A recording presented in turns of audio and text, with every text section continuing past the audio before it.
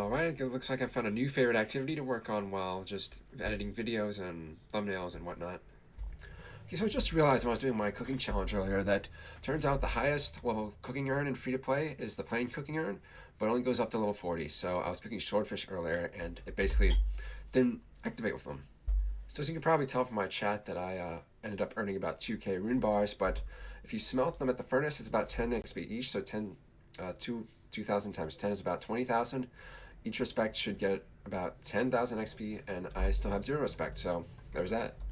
So as you can see here, there was something that was kind of tripping me up from smelting the bars, basically, that I was trying to withdraw the rune bars from the furnace, but if you want to withdraw bars, you have to withdraw them from an anvil. You can just right-click them, deposit all, deposit X, withdraw all, and do that from an anvil. If you want to withdraw ore, you have to go over to the furnace, and as you can see, select rune bar. We can't click on anything else. It just says select rune bar, create X with project. So, and look at that, our rune bar is sold for over 10 mil. Thank you very much. Okay, so I literally just forgot all about this particular activity. You're basically sitting here at a fishing spot and fishing, I don't know what these are, maybe seaweeds, or, well, you're not fishing seaweed. But yeah, it's a distraction diversion that's a monthly. It's available for free to play. You have to do the quest Beneath Cursed Tides, and as you can see, I'm getting a bucket loads of XP at 99. And as you can see, we have Wizard Myrtle. You just right click her, click dive to go down. You're going to need your hands free as well as a summoning pet no longer active in order to get down below the sea and do the Beneath Cursed Tides activity. And we're up to 920 total bosses guild. So looking at our GE log history, we found we were able to sell a rune plate by +3 insta sold for 147. I put in an order for 84. I put it in a little bit above 147. I put it in above 151k, and that's a lot less than its current market value, current GE value, average value. And yeah, it should be. Let's see how much it is actually. So it's 12.5 mil, over 12.5 mil. So for getting to Psalm Smith 40%, yeah, it was 40%. It's definitely worth the 12.5 mil. Now, what I did earlier is I was trying to merge some blue DI bodies. Unfortunately, they didn't even sell it like 7k, which is over 12. Well, it's not quite twice its asking price, but so you can see here we bought 3 blue dragon leathers for about 5k in total, and we sold our blue d'hide body for 6.6k.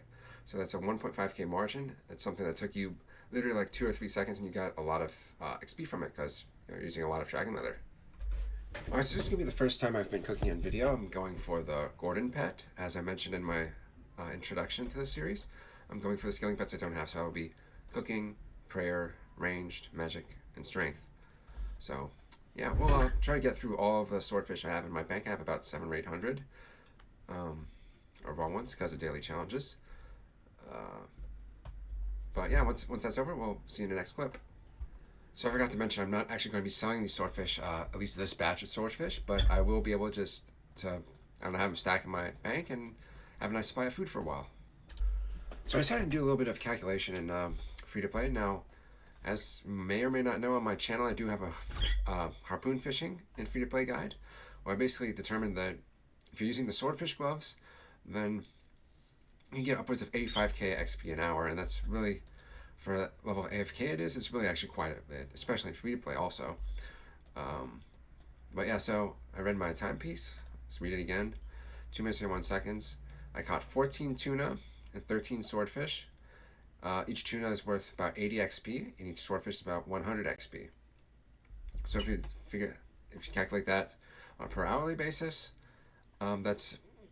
that comes out to about 59k, which is really great for such an AFK but such an AFK fishing training method. And keep in mind, these rates are all at level 99. I mean, if you're at just level 40 or 50, then it's probably going to be a lot slower for you. Alright, just give us an error message because our preset no longer has enough raw swordfish. So once we use this on the fire, we should be totally done with them. So I just put in an order for 1k emeralds for about 290 GP.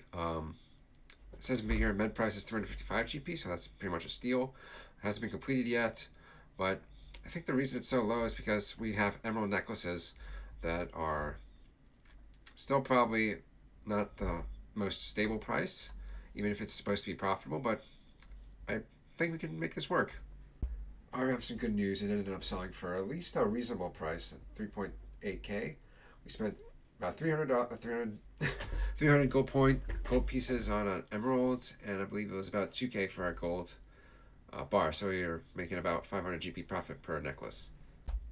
I'm debating about whether or not I want to open these sedimentary geodes now. I think the rewards for them are just some basic like low level gems like what is it, lapis lazuli, jade, so forth. Should be able to look it up though. Alright, it's a new day and looks like my rune plate body +3s and my gold bars ended up buying. So I've just been at the uncommon gemrock mining site in Alcalá testing the XP per hour you can get, mostly through crafting. One inventory takes about a minute, but if you include the cutting time, for a set of 25 or 26, it's about 30 seconds. Now, at 62.5 XP per gem on average, if you weight the sapphires, rubies, and emeralds against each other, that works out to roughly about 60,000 XP per hour. So if you're looking for an AFK method without actually kind of having to process any of the crafted goods, like for example making emerald necklaces or basically processing stuff, which the crafting skill is known for, then it's going to actually be a pretty good method. So yesterday there was an update on the RuneScape main website about the community strike list, or community hit list rather, that's going to come out in 2024, and it looks like the surveys are now open.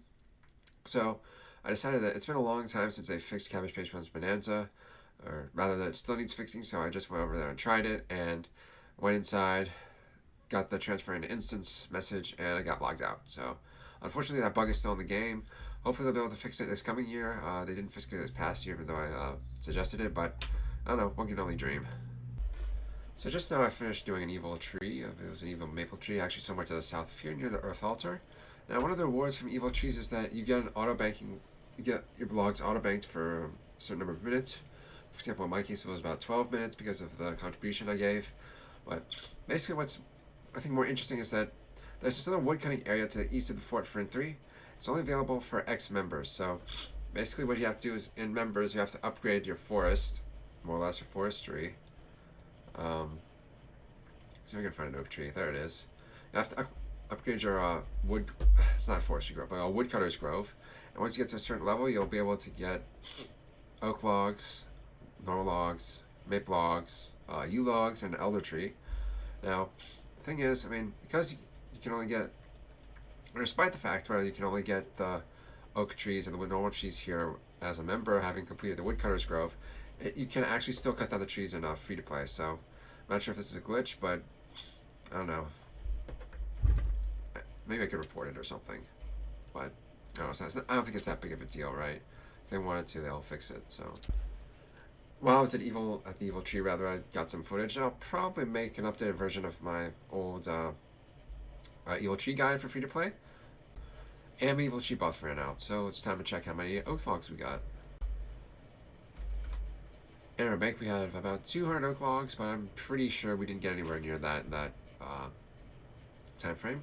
Now, normally oak logs are just not very good money, especially if you don't have the wood spirits, which are really hard to get. But I don't know, I just felt like doing the evil tree right now, and then just, I don't know, making good use of the reward, and just try to make a little bit of money in a way that's a little bit different than I normally would have. And it looks like our maple log sold for 20k, not too shabby. And we just got 940 boss kills, which means we have 60 giant moles left to kill. Hopefully I'll be able to get this in the coming days, but I'll end up having to see. So, but as for giant mole in this episode, that's going to be it for today. Well, not today, but you know what I mean. So for each and every one of you who both subscribes to my channel and posted in the comment section of this video that you subscribe, then I'll respond personally to your particular comment, whether it's a question or just a concern you have, feedback, suggestions, and so forth. I'll definitely respond to them if you write that you subscribed and actually did subscribe. So that's the end of this video. Please leave a like, as well as comment and share. And I'll see you all in the next one. Take care.